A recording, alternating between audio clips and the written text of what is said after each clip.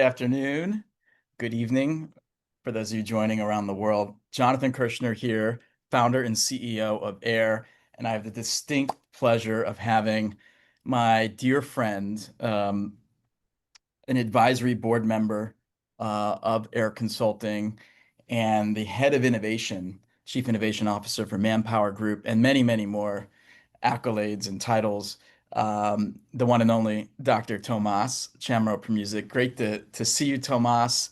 And you in Rome today? I am right now, yes, and it's great to see you as well, Jonathan. And as always, thank you so much for inviting me to have a conversation with you, which is, the highlight of my day and maybe the week, even I will say. Oh, I'll take it, Yeah. Tomas. Yeah. Thank you. Well, we've done these before, and we always write the script, and then we kind of like burn it right before Ignore it, yeah. the Yeah. episode. So I'm looking forward to doing that again and really going beyond just riffing and really plummeting the depths of a topic that is on everybody's mind, which is AI. And interestingly enough, obviously I have many copies of this in our office. I Human, AI Automation, and the Quest to Reclaim What Makes Us Unique. So this book, you would think this book, it could have been written in 2024. It could be written in 2030 when we're all looking at robots and wondering why we don't have jobs. So it's a pretty evergreen title, but I wouldn't actually have thought that this was written, published in 2023, but obviously you had to have spent some years conjuring up the idea, Right. doing the research, and writing this very impressive book. And as we know, ChatGPT came online just at the end of Yeah. 2022. So we had AI. AI has been around for a while. Artificial intelligence, which is essentially just the notion of mimicking human intelligence. But the idea of generative AI, so generative artificial intelligence, where it's actually producing, actually thinking, and doing everything we're experiencing now, that wasn't even a thing. So Yeah. I'm just curious, I guess the first question I have, it would be great if you shared a little bit about the book. Yeah. But my question after you give the audience a little bit of a intro about the book Yeah. is just like, is this thing still relevant? Yeah. Look, let me start by thanking you for mentioning the book in such kind terms, and also matching your mug is blue, your jacket is blue, everything is sort of like very iHumany, and of course the AIR logo is blue, so I think blue is the theme. I asked Yeah. ChatGPT what to wear What to today wear, exactly, to match exactly. the book. And yeah, so the book, coincidentally launched the week that Gen AI went mainstream, or AI went mainstream, or AI. I think Bill Gates used the term AI woke up, which was around January 2023. So it really helped get publicity and interest in the book or on the book. But it also meant, as you mentioned, that the 2 or 3 years that preceded the release were hard manual analog work where I could not use Gen AI, ChatGPT or otherwise. But I think the main notion or the main argument is almost becoming more relevant by the day. And so, I'm not going to summarize the book, but I think I'm going to mention the angle that connects this with why we are here today, which is the notion that for the first time, we have to define ourselves, what it is to be human, and perhaps redefine our humanity as part of the process, vis-a-vis what machines can and cannot do. For centuries, we've prided ourselves of being like the most intelligent species on Earth, and we made fun of other species and other animals, saying, they can't do this and they can't do that. And like one of the most interesting paradoxes is that maybe we are so smart that we have created a machine that is as smart or even smarter than us. And now existentially, we are kind of having to, we're being forced to kind of reassess or question our humanity and also reclaim what makes us unique, which is the subtitle. So it's a book about how AI is impacting humanity and human behavior. There's a lot on dark side effects, which now, Mm. what's the Reid Hoffman, I think his latest book is now on the dark side and the On the dark side of thing of AI. that. So there's a lot of that, even though it's at a more superficial level, like the fact that before Gen AI came about, AI 1.0, which is mostly machine learning algorithms, were making us more tribal, more polarized, more impatient, more uh, narcissistic, and also less curious, and how we can recover that. And also then I think it's a call to action, because the assumption that I make in the book is that AI will continue to evolve, maybe not to the hyperbolic and overhyped level that a lot of techno enthusiasts are promising that it will. But even if it's more incremental, we can't control where AI goes, but we can control where we go. And it's a call to action to upgrade ourselves, which actually, takes me to the question I wanted to ask you to kick this off, Jonathan, which is obviously everybody needs to improve, but the evolution of humanity largely depends on leaders' ability to get better and improve. So working with a lot of organizations that are simultaneously having to come to terms with AI and master the AI challenge at the level of increasing productivity, but also humanizing their cultures and workplace, who have always wanted to improve and develop their. How would you say the AI age has impacted leadership development and coaching in terms of either reframing the leadership skills that are important now, but also the how? So much discussion right now on AI coaching or AI coaches, etc., which I know you're very active in. So that Yeah. would be a question back to you. Amazing. I love it, Tomas. And I feel like so many answers to any big question we have, it's going to be a like a split response, right? There's like undoubtedly a incredible upside to using AI in the context of human development, in the context of leadership development, and there's obviously also ways that it can backfire and that it can actually like degrade the very skills we're trying to achieve mastery over. So if you were to ask me, yeah, like, is it good or bad? It's like it could be either. And if you blew that question up at even a more macro level, like for humanity, like is it going to be good or bad? It's like, well, it could lead to a utopia or the end of the world, right? It's like Um, asking whether technology is good or bad, or whether the internet is good or bad. Well, it is both, clearly. and I think, when we hover at that most macro level for humanity, it's about like how we choose to orient. Like, do we use it as a force for good or as a force for bad?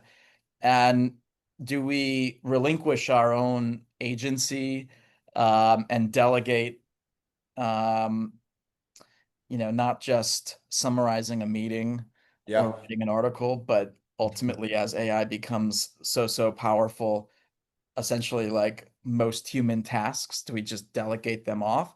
Or do we always stay one step ahead of the AI and lead the AI? So I like to say like lead or be led, right? Mm. And that's the key decision that we have to be making. And, unfortunately, it's not something we walk around every minute saying, am I going to lead or am I going to be led, right? There's all these unconscious choices that we make reflexively throughout the day. But ultimately, I think we need to orient to like we need to lead, not be led. And that, if we were to come down from that high level macro of humanity to leadership, there is a really important role for leaders in all of this, because as we know, leadership is what? It's setting a clear and compelling vision and actualizing it through others. And what we know is that great leaders demonstrate, they live the values and Mhm. the behaviors that that they are saying is going to help us get to this vision, right? And so it's incumbent upon leaders and arguably a moral responsibility for leaders to use AI in an ethical way, but also in an appropriate way that preserves humanity, right? Mhm. And that allows us to essentially like access the things that make us uniquely special as humans. So I think, net, that's the philosophical, and as Mhm. we get into like the applied and practical, for sure, AI is helping in all aspects of the leadership development industry, from executive assessment um, Mhm. to identifying and selecting talent, to then going on to develop talent. We have Aaron is our own AI chatbot at AIR. We use it as an augment to human coaching. So we don't believe it's necessarily a great tool as a standalone Mhm. coach, So not a substitute, but an not a enhanced. substitute. I'm not calling it that there won't be something like that. Mhm. I do think there's relevance forever through the end of time for a human coach. Yeah. But coaching for what is going to be the question. And I think there will be standalone coaches. But Aaron right now is this amazing augment that it's kind of like going to the gym, right? I imagine you're coaching me. We work every 2 to 3 weeks in a great high impact coaching session. In between those 2 to 3 weeks, I Yeah. have Aaron to go to the gym and work on certain skills when I'm not able to speak to you, my human coach. Yeah. And obviously, a lot of humans, not just coaches, are coaching AI on a regular basis because every time you prompt, you correct, and you kind of train, right? We're kind Like, of training the system, right, to be ultimately better than us, right? yeah, yeah, yeah, Which is really interesting. So, I have look, the title of this webinar yeah, is Leading Without Thinking. yeah, Um, so, I mean, we could go many places in terms of the upside downside to AI, right? And you can go. I actually, for fun, over July 4th weekend, watched The Terminator oh yeah, and watched segments of the movie Her. I'm like, I, yeah, I gotta watch these movies that yes, came out before generative AI, and just like tap into what they were seeing in terms of the dystopian possibilities. yeah, Um, and it's really like unbelievable. But this whole idea of leading without thinking is really compelling. And there's something that Descartes yes, once said. He said, that the proof of like human existence is cogito ergo sum, right? I think, therefore I am. yeah, And you yes, mentioned like, we've taken a lot of pride as humanity, being smarter, better, savvier, more effective than any yeah, other species on Earth. And what would we point to? It would be thought and thinking. yeah, And I'm curious, just based on your book and what you're seeing and what you're thinking, is yeah. this still true? And what are your thoughts on that? Yeah, yeah, and I know. Yeah, I'm glad we got to this kind of I have like, and I'm gonna plant the seed to the next question because I think my two sort of like provocations at the moment, but I think they are rational and substantive, or at least reasonable provocations. Are one, uh, can we be without thinking? Because, it's like if you can outsource creative, intellectual knowledge, work to machines, uh, is it possible that for the first time we have to kind of update or refute Descartes or the Cartesian notion that we can question anything except the fact that we think? And the second one is, whether AI means the end of talent, because if all these complicated things that contribute to high performance can be done by machine or outsource, what does it mean to actually still be talent, or what is talent confined to? Let me start with the first one, Mm. and maybe we can share. There's an article I published in Fast Company last week that had the title, Will AI Make Thinking Extinct? Or maybe a couple of weeks ago. And that's the essence, right? So yeah, we know where Descartes came from. He was actually on a battle with the church, and he marked the passage from the Middle Ages to modernity, and he started or kick-started modernity by bringing the meaning from God, which was questionable by science, and he was obviously a scientist, polymath, etc., to the unquestionable thing, which was to think. So meaning now dependent on humanity or humans. It was the beginning of humanism, kickstarted progress, science, the first kind of industrial revolution, and so forth. But if we think about recent research from cognitive science, behavioral economics, and neuroscience, a lot of that is questionable, right? So Mm. Tversky and Kahneman, the two Israeli psychologists who invented behavioral economics and won the first Nobel Prize any psychologist won Mm. process, they basically showed us that although humans are very capable or perfectly capable of thinking and acting rationally, most of the times we don't. And that system one, which is thinking without thinking and making fast, heuristic, bias, intuitive, gut feel decisions about things, dominates our interactions. And 80% of the time, we don't pause to think and question our assumptions. And we are, like I always find it funny when people think about how debiasing decision, if you have a human in the process, there is going to be bias. You cannot take it out. You Mhm. can try to mitigate it, whatever. And system two, which is deliberate, slow, rigorous, logical, analytical, proper thinking, is something that we have there as a luxury in that drawer and we don't use very much, right? And and then of course neuroscience. I love all the books by Lisa Feldman Barrett, so I recommend her books. She has a great book, little book called 8.5 Lessons About the Brain. There is a half lesson there as well, which I want to say. But the most Yeah. important lesson is the brain is not for thinking, because the brain is very energy consuming. We have, compared to other species, our brain is much bigger than it should be. It Mhm. consumes a lot of energy, and it's hard work to think. I often ask people who are so-called knowledge workers what percentage of a typical day or last day they actually spend thinking. And when people tell me 20, 30%, I know they're bullshitting themselves or others. We have this beautiful, powerful, amazing thing called the brain, and the mind is what the brain does. But most of the time, we don't use it to think. We are structuring problems in a way that makes life and the world very predictable. And the best way to predict things is to rely on these heuristics. Like, imagine if every time you get into an Uber car or into a plane, you have to truly start with a tabula rasa and a blank slate and think whether you can trust the pilot, or whether you should speak to the person. Like, life would be chaotic and impossible. So we can think and act rationally, but mostly we don't. And it turns out we're so smart that now we created a machine called AI, or artificial intelligence, to outsource even the little system two thinking that we did.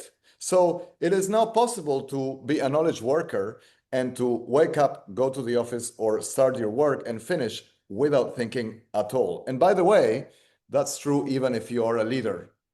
So I don't know how you feel about this, but it does give me a certain level of existential anxiety to think that, we can be led by people who don't need to think at all. Yes. First of all, I love that you're bringing in Amos and Tversky and System One, System Two thinking. Yeah. Um, there's an amazing article in Harvard Business Review. Unfortunately, it wasn't one of Yeah. yours. Yeah. Although Okay. But sometimes other people can produce decent on content. occasion somebody else has Occasionally. something. Yeah. Yeah. uh, it's maybe Ryan, who's managing our Yeah. chat. or human in the loop in the can back. share this. It's if you Googled AI is a prediction engine. Hmm. It's an amazing article that talks about AI in really like simple terms, at least simple enough for me to understand. That AI is essentially just this thing that predicts, and those predictions are getting better and better and better, right? So it pulls, tokens that you this vast, unimaginable, amount of data that can be sort of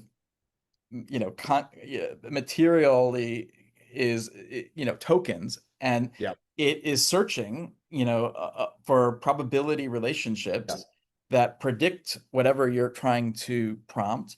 And basically, as we see, Grok 3, Grok 4, Claude yeah, Sonnet, all these different Gemini 2, 2.5, 2.5 Flash, all these like evolutions, they're essentially just ways of becoming more and more precise with yeah, prediction. But that a lot of that is system one thinking, right? It's just the immediate heuristics, just making a prediction.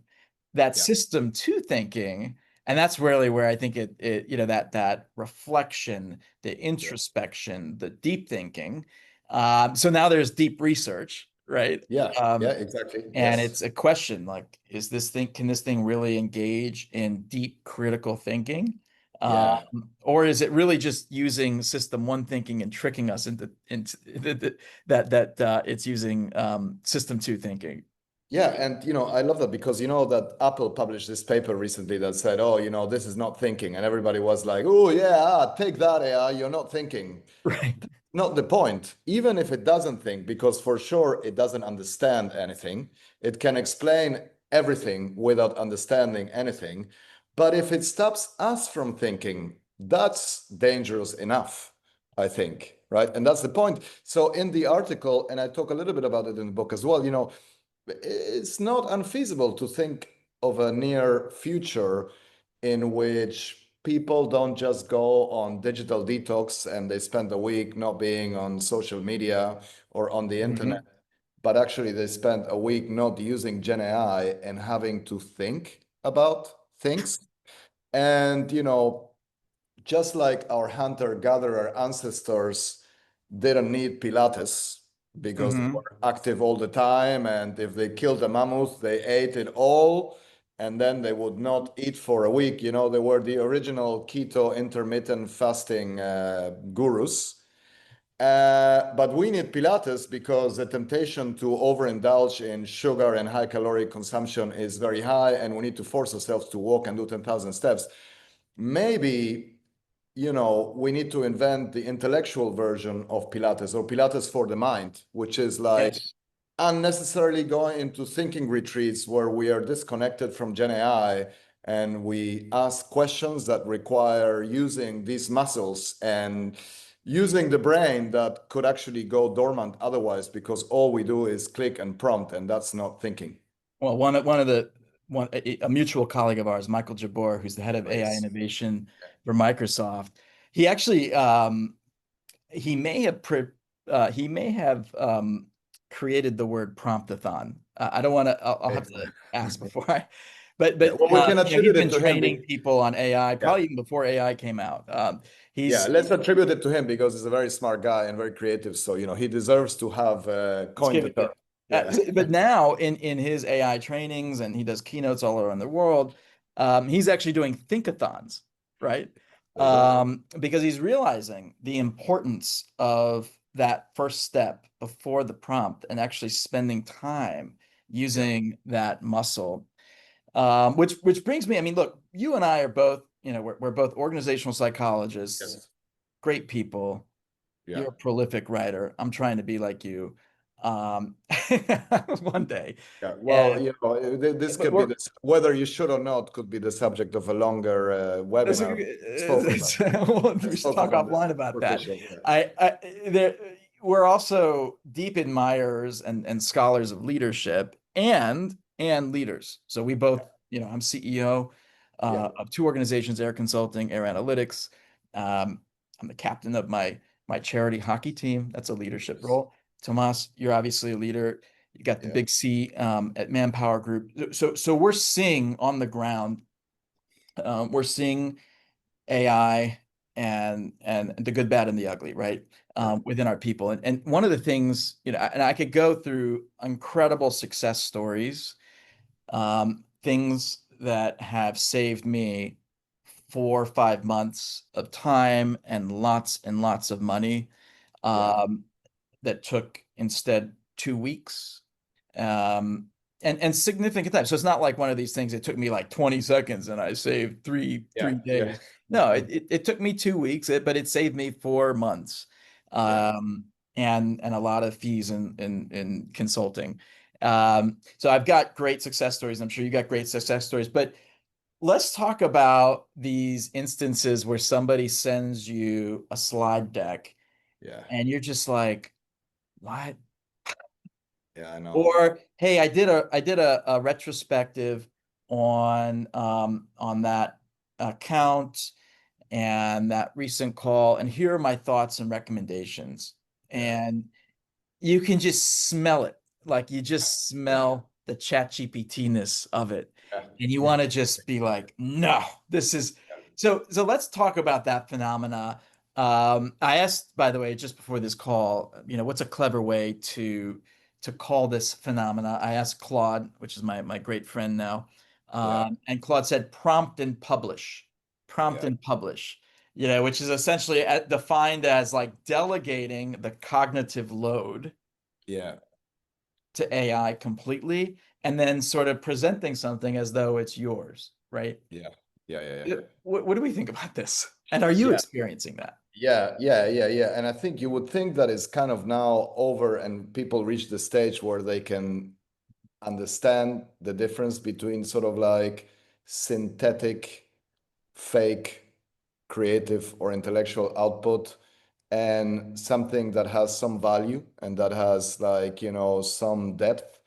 But unfortunately, it's still happening. When Gen AI began, I met a friend who I hadn't seen for a while, and she is in television production and works in the creative industries in New York. And we were talking about a show, and like I asked her, "What do you think about? Are you using AI?" And it's like, Yeah, but like when somebody brings us a script and it's really daft, and like we say, this is very ChatGPT, even if they're not, like they're using the term now to it's like correct and okay, and you can see the logic, but by definition, if you're crowdsourcing what the majority of people think is the correct answer, it won't be creative. Then, yes, every day I have somebody sending me an RFP, a slide deck, or something, and they're excited saying, You know what? It only took me like 1 minute to put it together with Gen AI. It's like, well, you can tell because, it's not very good. So I do think that there is value, and I will use another analogy that I have, like for the AI age now. I think the AI, and I hope people understand that we are definitely on the enthusiasm side of the spectrum. We love technology. We are early adopters, and we see the amazing things that AI can do. But it's important to be nuanced, and I think the AI industry is sort of like the intellectual equivalent to the fast food industry. And Gen AI, Claude, ChatGPT, and otherwise, it's a little bit like a microwave for ideas. And we're all going to use it and sometimes abuse it. And it's great in terms of giving you a quick, fast, cheap, and sometimes tasty meal or food for thought, but it Mm, cannot be substitute for a home cooked meal or farm to mhm, table, or the slow food mhm, version uh, of ideas, which is actually deep thinking. It's a shame that the term deep learning is associated with machines and not with humans. And some of our audience are telling us that they think all the time and we love it. And they're using analogies that we love as well. And we should mention some of those. But I think, yeah, people have to discern what are the activities that should be automated and outsourced. But the more important one is like, how am I going to deploy the skills I actually have and my mhm. talents on the stuff that matters? And so that brings me to the question I wanted to ask you, Jonathan. Is this the end of talent, or is talent taking up another shape and form now does it change the constellation of skills and traits that actually make somebody be seen as talent or as a talented member of an organization or society? I think it's a really important question, and the way that I used to answer this question, I did a lecture on coaching and AI about a year and a half Yeah, ago, maybe yeah, roughly about a year and a half ago. So early phases of ChatGPT, and the way I would look at this question is, all right, what can AI do? What can humans do? And just what's the delta? And yeah, then point to those skills. And if I go back to that presentation, uh, three out of the five areas that I thought were sort of uniquely human, like I think I said something like contextual problem solving, yeah, even empathy, by the way. Empathy yeah, as a raw skill can yeah. actually be done very, very Very well well. with Yeah. AI.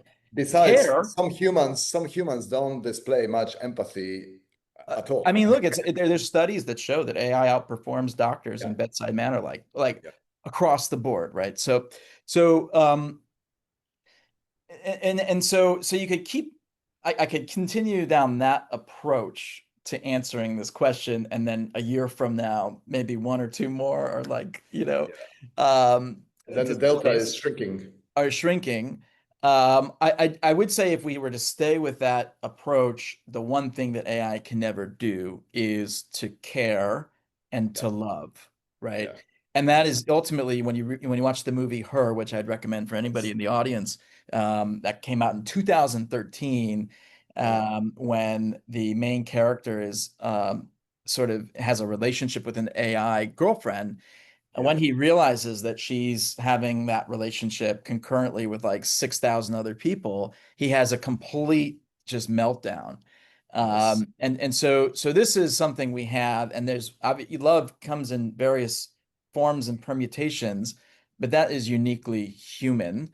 yeah, But the other way I would actually go about approaching this at this point is, if we position ourselves as guiding and leading AI and the AI strategy, and being yeah, on top of it and the orchestrator of it and the yeah, determinant of what we use it for and what we don't use it for, then I think it can be an incredible source of not just productivity, yeah, but human discovery and I mean discovering cures and all sorts of incredible things for humanity. But if we allow it to lead us, yeah, then I think we're basically, the deep thinking for us yeah, would be, do I get cheesecake or the tartine? And we'll be spending yeah, all of our time because we're going to be without a job. And we're going to be basically engaged in system one thinking almost yeah. exclusively, right? Yeah. And I love that you rewatched Hair. I remember seeing it when it came out, and all of my geeky friends were like, "Oh yeah, it's good, but the AI capabilities are vastly exaggerated." And if you see it now, it's basically stuff that you could have It, Hair in your pocket. She might not be Scarlett Johansson, but you can have an. Right. Well, I was just at the NYU Coaching and Technology Conference, and somebody mentioned I got to check this stat, but apparently the number one use case for ChatGPT Correct. right now Is that? is therapist. Therapy, yeah, there's an HBR article on that. Yes, so that's and it's very good, and I quoted it recently. Also, I love what you said about caring and loving, but in a way, because I also wrote an article on how you can use Gen AI as your career coach, and I'm still getting hate email from all the real human coaches, even though it's Oof. very nuanced. Oof. But it is true that the desire to be understood and the desire to be appreciated and the desire to have somebody on the other side who actually cares about you, even if you have to pay them for his services or her services, Hmm. can probably not be automated or replaced. So, Tomas, this conversation is amazing. First of all, I do want to pause and just let Yeah, our audience know if you have a question. yeah, We still have about 10 minutes. Put the question in chat, and we'll save about 5 minutes at the end to answer as many as we possibly can. But yeah, please, don't hesitate to put a question in. I actually want to come back to a place we started, which is Descartes, Oh, and yes. I think therefore I am. Yeah. And I prepared something special. We'll do it in rapid succession. So I have I have four good friends and one okay friend. My four good friends are ChatGPT, Gemini, Claude, and Midjourney. My okay Yeah. friend is Grok, but I'm still Yes. trying to figure out Grok. Yeah. Apparently, Grok just today had a huge release, and Yeah. Elon Musk said that everybody who was at Tesla is going to be getting Grok by next week, Yes. at Yeah. latest. So we'll Yeah. see. I'll And by the way, that these tools kind of mirror the personality of their inventors or founders, right? So we can see. That's right. That's maybe why he's just an okay Yeah, friend. exactly. Um, this is my mid journey. I said, hey, I just said I think therefore I am in mid journey, and produced this Beautiful. beautiful Yeah. motion based image. But let's go to a chat GPT. So I put in the following prompt. Descartes said, I think therefore I am. Is this still true in the age of AI? Please keep your answer short. So I'm going to do chat GPT. I'm going to do the same thing for Gemini. I'm going to do the same thing for Claude. And we're going to try out Grok. If anything inappropriate comes up, I will Yeah. delete that one. So let's see what we say here. All right. So I think therefore I am asserts that the act of thinking confirms one's existence. In the age of AI, machines can process information and simulate conversations, but they lack self-awareness and conscientiousness. Therefore, Okay.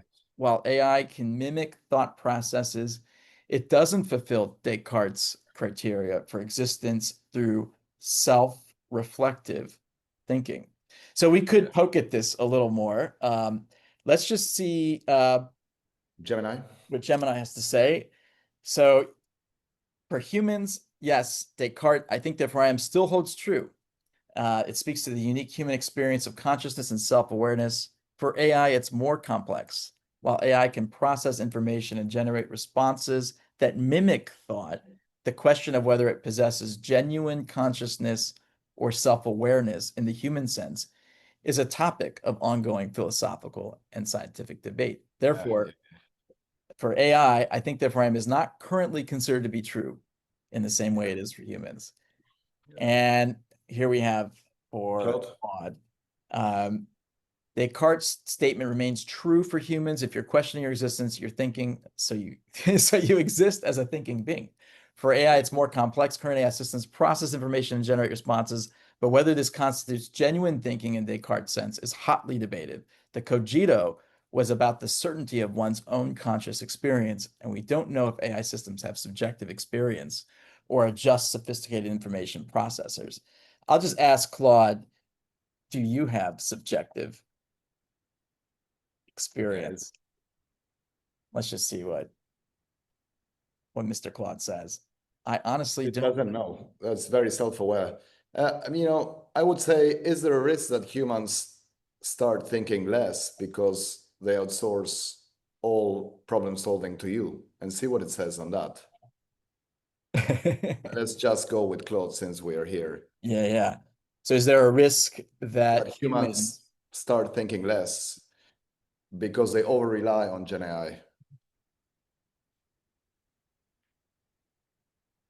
And by the way, when you mention prediction machines, that's a great book as well, I think, written by the people. Yes, there is a real risk. When tools become too convenient, we can lose the skills they replace. There you go. GPS navigation. Yeah, exactly right. Uh, you can drive the same route from A to B every day and never pay attention to the way because you're following GPS. And I think there's an intellectual equivalent of that when it comes to thinking. Yeah. Well, this is Yeah. fascinating. Fantastic. We'll skip Grok. Yeah. Wow, look how short that was. Um, Yeah. Cogito is some affirms human existence through self-aware thought. In the AI era, it holds conscious beings like us, but AI thinking as algorithmic simulation, not genuine Yes. consciousness. Yeah. Yeah. So this is actually probably one of the best answers, Yes. um, and true to Yeah. philosophy, bringing in the ontology. We'll end with this image Yeah. before turning it Yeah. over to some Q&A. But this was a fun little Explain Yeah, it was. And it. of course, people will be wary of the fact that Midjourney picked a middle-aged or old-age white male as the figure of thinking, right? Well, we'll So have to read your other book exactly, exactly. to get to Yeah, the. I have it right here. there Um, you go. you The know, prequel. why do so many incompetent men become leaders? Yeah, or the archetypes of Gen AI simulations. That's right. Yeah. So we'll Okay. take a Yeah. question here in the chat. If I'm leading a team that's heavily using AI, how can I encourage curiosity and critical thinking without slowing them down? Yeah. That's a great question. Tomas, I don't know if you have any Yeah, I mean, no, immediate I thoughts on it. think just you have to model it, right? And I think, look, I have small kids, as you know, they're 5 and 8, and every Saturday morning we do Gen AI sessions where we interact with these different tools, and they make fun of it when it goes wrong, and they're impressed when it goes right. But actually, I can utilize it in a way that is stimulating and harnessing their curiosity, because during the week they think about all the things they want to ask it, and then they dig deeper and they check if it's wrong or not. So, managers need to be modeling it. The worst thing they can say is don't use it, or don't tell me how you're using it, or I don't care, just be productive. It's Mm, about encouraging experimentation and, learning from their interactions. yes, I love that. I guess the question would be, say you wanted to bring this into your team or your family system. Do you have everybody just sort of go off in a corner and do their AI session and then come back with the response? Or is there a way to hybridize it and Yeah. sort of Yeah, I integrate? think you do both. I think you do both. You have some group sessions where it's always there, much like we used to have like Wikipedia or, Google search or whatever, which we still use. But then also some like, use it, but use it wisely. Yeah, nice. Love it. So here's a question. Is there a specific moment when a leader should not use AI, This one is more for you, I think. even if it feels faster or easier? Well, a year from now, or maybe 2 years from now, our webinar will be titled "Here Come the Robots," or Yeah, "The Robots Have Arrived," because yeah, yeah, uh, so a robot's essentially will be embodied AI, yes, and my very strong prediction is that we'll have robots sitting around the room, yeah, um, doing everything that we just saw and better, but embodied, like we'll be able to see it. yeah, And I imagine we'll be asking that robot to do tasks. yeah. And it's not too far-fetched that we would No, ask a robot, just like we might ask AI, come up with an org design or come up with a strategy, a talent strategy, or we need to do a reduction in force, come up with that strategy, communications, and help me. That we might actually have the robot yeah, and then the robot's gonna say, "Well, do you want me to go ahead and conduct the yeah, riff?" yeah, yeah, Wow, like how tempting would it? Like, who wants to do that as a human? Yeah, sure, yeah, go ahead and make. So, okay, I think the so that's 2 years from now. Right now, I think there are a lot of things as leaders that we need to distill our own human voice yeah, in terms of a vision, in terms of a communication, particularly if it has major human implications. yeah, That's not to say that AI can't give us a start, but it fundamentally can't say by ChatGPT or a little yeah. gamma logo in the corner of the slide deck. Yeah, and I Um, think maybe Ryan can post a link to Elon Musk's robots, because as you know, he thinks that by 2030 there will be 30 billion robots or something like that, or 10 billion sold for $30,000. And there are these clips of robots hoovering and vacuum cleaning, etc. But I think what leaders need to do and can't outsource is to basically demonstrate that they're humans. Already now, people can't tell if this is us or is our deep fakes, but it is us. I think that's you, and etc. And I think instead of spending so much time having to prove our humanity to robots when we have to click on traffic lights and wheels to pass cybersecurity tests, we should or we will, as leaders, have to demonstrate or persuade other humans that we are humans by engaging in behaviors that have to do with EQ, not IQ. Yes, I love it, Tomas. So I know we're coming up on time here. It was a great place to end. I'll just share that this is going to get more and more complex as a function of this prediction engine becoming more and more sophisticated and a higher degree of accuracy in prediction. And then I think it's just going to become exponentially more complex as AI becomes essentially physical through embodied AI and robots. Um, so put your seatbelt on, everybody. That being said, it's also very simple to the extent that we adopt the mindset of lead, not be led, right? That we are the conductor and orchestrator of the AI and not the inverse of that. To that extent, this can be a really exciting journey and a journey into incredible human productivity and enlightenment.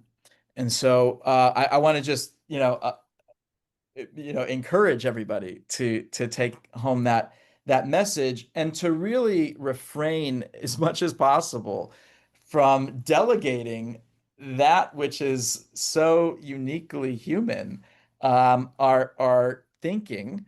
Maybe delegate some of that systems one thinking, but that very, very valuable systems two thinking that that leads to breakthroughs in relationships and organizational success, and civilization.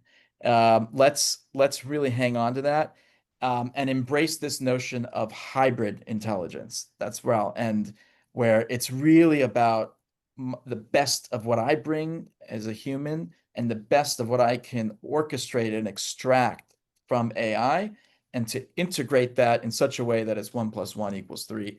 I think that's the way to go. Tomas, any final words from you? No, I think that's a great place to end it up. And I mean, definitely, I will take you up on let's do it again, not in 2 years, but next year, because already when we did it last time, things have moved and shifted a lot. So even if the chair is empty because I've been automated, Yeah, you can have let's, your AI yeah, do the exactly. Yeah, exactly. Or my robot. I mean, to be honest, I'd probably have it doing the dishwasher and vacuum cleaning, not this, because this I enjoy too and much. you'll join. I appreciate that.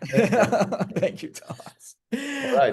Well, thank you so much, Tomas. And Thanks, for everybody. everybody who's joined, this has been a pleasure and a delightful conversation. And please consider joining again. We'll be doing lots more um, webinars and podcasts. So join us and stay tuned. Everybody, wishing you a wonderful rest of your day and evening, and bye for now.